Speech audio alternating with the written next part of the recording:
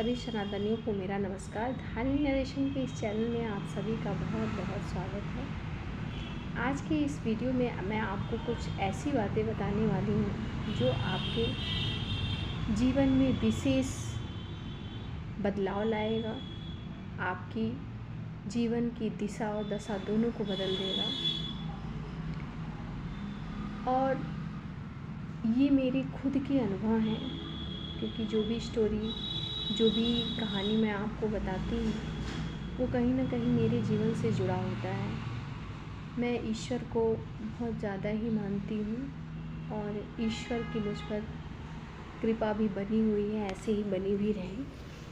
तो आज का जो ये वीडियो है वो इस बात को लेकर के है कि आज के युग में कैसे हम सफल बने, कैसे हम अपने जीवन के कष्टों से मुक्त हों, कैसे अपने शारीरिक कष्टों से मुक्त हों। क्योंकि हर इंसान परेशान है, किसी न किसी रूप में। कोई शारीरिक रूप से परेशान है, कोई मानसिक, कोई आर्थिक, यानी कि सभी परेशान है। लेकिन परेशानियों का हल कोई ढूंढना नहीं चाहता।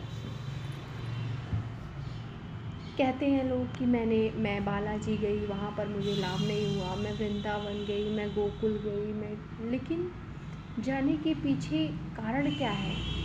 क्योंकि हम जब भी किसी देवी देवता के स्थान पर जाते हैं तो हमारे जो मन में है, हमारे जो भाव हैं ईश्वर के प्रति, वो पूर्ण रूप से नहीं हो पाते हैं। आप जब भी किसी देवी देवता के स्थान पर जाएं तो अपने मन में ये भाव रख कर के जाएं कि हम घूमने नहीं जा रहे हैं, हम किसी पर्यटन स्थल पर नहीं जा रहे हैं, हम ईश्वर से अपने कष्टों को दूर करने के लिए, हम ईश्वर से साक्षात्कार करने के लिए जा रहे हैं। और जब तक आपके मन में ये भाव नहीं आएंगे तब तक आपका जुड़ाव ईश्वर से नहीं हो पाएगा।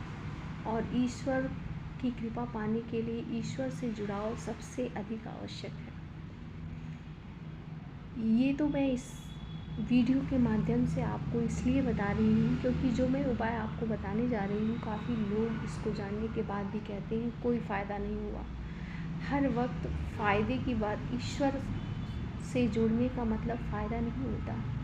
ईश्वर से अब आप जब जुड़ते हैं तो ईश्वर की कृपा खुद ब खुद आप पे होने लगती है, क्योंकि ईश्वर को तो सब पता है, उसे कुछ भी बताने की ज़रूरत नहीं है। हाँ, कभी कभी हम अपनी बातों को बताने के लिए ईश्वर के समक्ष, अगर हम बहुत कष्ट में हैं, शांत भाव से भी बैठते हैं तो ईश्वर हमारे सारे मन की बातों को पढ़ लेता है। आज का जो ये वीडियो है वो इस बात को लेके है कि अगर आपके जीवन में परेशानी है तो आप अपने परेशानियों से मुक्त कैसे हैं। तो आइए सबसे पहले इस बारे में हमारी जो पहली जानकारी है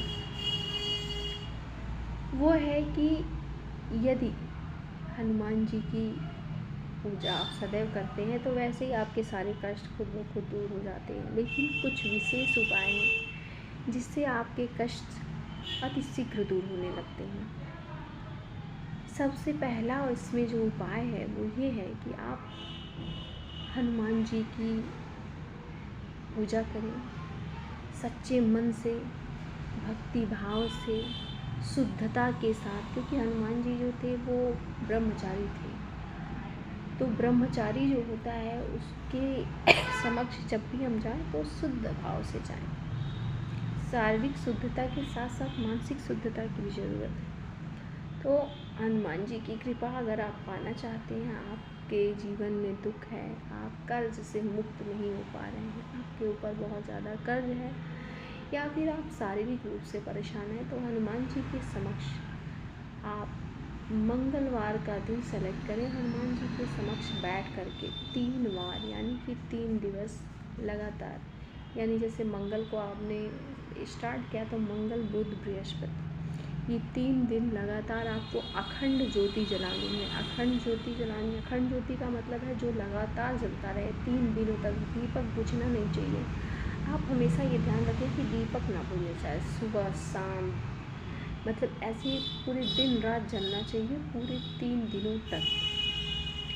और अखंड ज्योति को जला करके आप भगवान के समक्ष आसन बिछा करके ज़रूर बैठ जाएं, क्योंकि आसन बिछाने का भी एक महत्व है। अगर आप आसन पर बैठते हैं तो आपकी जो पॉजिटिव एनर्जी है वो आपको आपके अंदर रह जाती है। अगर आप आसन नहीं बिछाते, डायरेक्ट ज़मीन पर बैठते हैं, तो आपकी पॉजिटिविटी अर्थ के थ्रू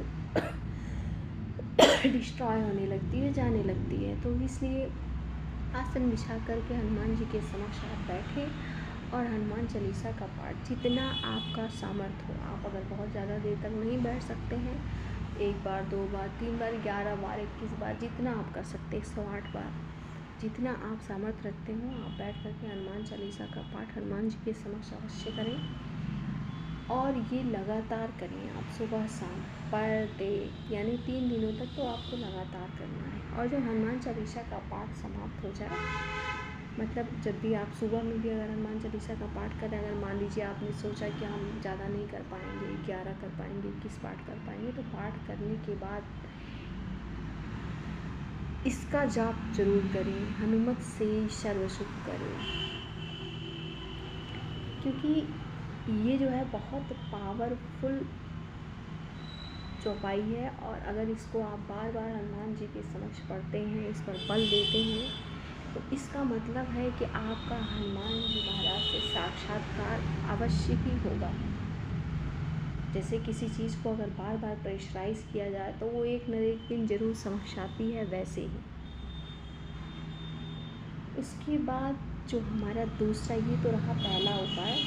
दूसरा उपाय क्या है? दूसरा उपाय है कि आप हनुमान जी के समक्ष मंगलवार को या फिर किसी भी दिन को आप सेलेक्ट कर सकते हैं, किसी भी दिन से आप लगातार 40 दिनों तक हनुमान चालीसा का पाठ करें। लेकिन ध्यान रहे, हनुमान चालीसा का पाठ लगातार 40 दिनों तक करना है। ऐसा नहीं कि आपने बस 11 दिन किया, 12वें दिन कोई कार्य आ गया और आपने हनुमान चालीसा का पाठ करना छोड़ दिया, फिर आपने 13वें दिन से स्टार्ट किया, तो ये खंडित माना जाएगा। इसका कोई भी आपको लाभ नहीं मिलने वाला है। तो आप अगर 11वें दिन के बाद एक दिन छोड़ देते हैं, तो आपको फिर से 1 से स्टार्ट करना होगा और पूरे 40 दिनों तक लगातार आपको हनुमान चालीसा का पाठ करना होगा। इसका आपके जीवन पर अवश्य ही असर दिखाई दे। लेकिन हाँ, ध्यान रहे कि ये भी पाठ जो है, जो हनुमान चालीसा का पाठ आप कर रहे हैं, वह हनुमान जी महाराज को पूर्ण रूप से समर्पित होकर के करना है। वो कैसे होगा ये आप भी जानते हैं भक्तों। अगर आप हनुमान जी के समक्ष बैठ कर के अपने पूरे तन मन धन से, आप उस समय कोई भी विचार न लाएं, कोई परिवार नहीं, कोई माता नहीं, कोई पिता नहीं, कोई भाई नहीं, कोई बहन नहीं, सिर्फ ईश्वर को अपना सब कुछ मान करके, और अगर आप लगातार 40 दिनों तक हनुमान चालीसा का पाठ करते हैं, अपने मन क्रम वचन से, अपने शुद्ध मन से, और आपको जो भी कष्ट हैं वो अपने मन में बस स्मरण करके हनुमान जी महाराज को समर्पित करके 40 दिनों तक ये पाठ अगर लगातार करते हैं, तो आपके जीवन में अवश्य ही आपको सफलता मिलेगी। तीसरा उपाय और लास्ट उपाय क्या है कि आप को बाज़ार से पान के 5 पत्ते लाने हैं। आपको ये ध्यान रखना है कि वो 5 पत्ते जो हैं कटे फटे नहीं होने चाहिए, कहीं भी उसमें कहीं कटा नहीं होना चाहिए। और उस पर आप शहद से श्रीम, श्री के ऊपर बिंदी श्रीम राम लिखना है। ओम श्रीम राम लिख करके 5 पत्तों पर हनुमान जी महाराज को चढ़ा देना है।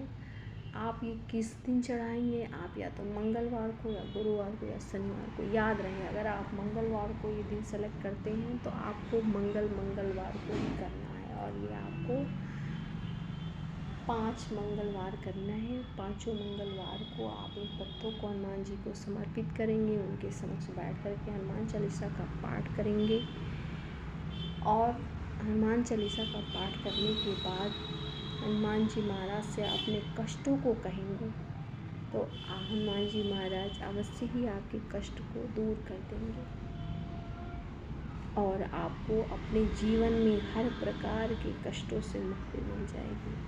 तो ये तीनों जो हैं बहुत ही असरदार उपाय हैं, तीनों ही बहुत सिद्ध उपाय हैं। अगर आप अपने जीवन में ये तीनों उपाय करते हैं तो निश्चित ही आपको अपने जीवन में सभी कर्जों से मुक्ति, सभी शारीरिक कष्टों से मुक्ति, आर्थिक कष्टों से मुक्ति मिल जाएगी। जय सिया राम, जय हनुमान जी महाराज, जय बाबा नीम करोली।